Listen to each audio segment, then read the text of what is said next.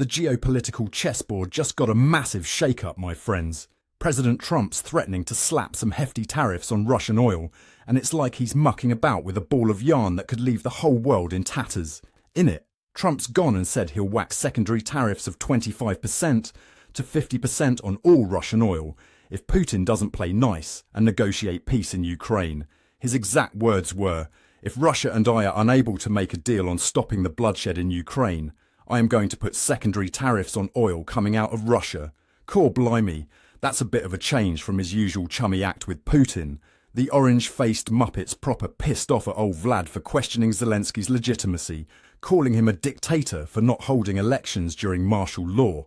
It's like watching two tomcats fight over the same alleyway, only this alleyway's the size of bloody Ukraine. Now meow. These secondary tariffs are like telling your mates they can't come round for tea if they've been hanging out with that dodgy bloke down the street. It's not just Russia getting the cold shoulder, it's anyone doing business with them.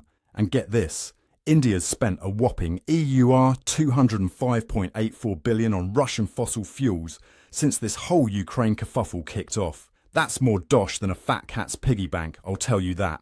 With India relying on Russia for over 85% of its crude oil needs, these tariffs could leave them feeling more stranded than a kitten up a tree.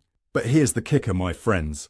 Experts reckon these tariffs could make oil prices jump by 10%, enough to make anyone's tail stand on end.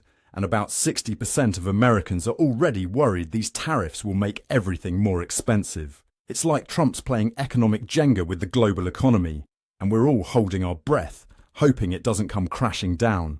Meanwhile, across the pond in France, that Marine Le Pen's in a right old pickle. She's facing some serious embezzlement charges, accused of misusing EU parliamentary funds from 2004 to 2016.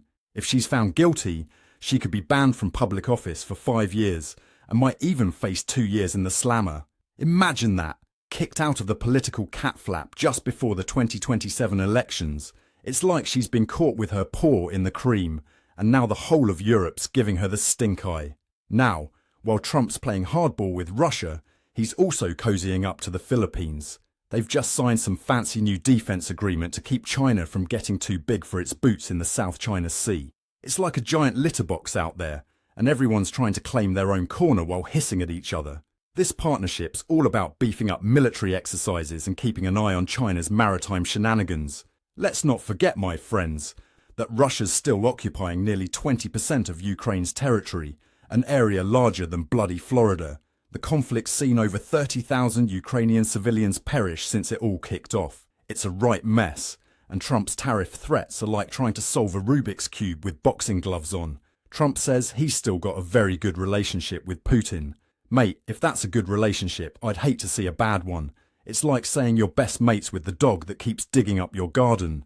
This whole situation's gone completely pear-shaped, hasn't it? If you're feeling as frazzled as a cat in a catnip factory after all this news, give us a like and a subscribe.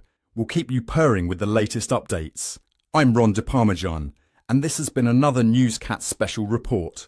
Remember, in a world full of dogs, always be a cat.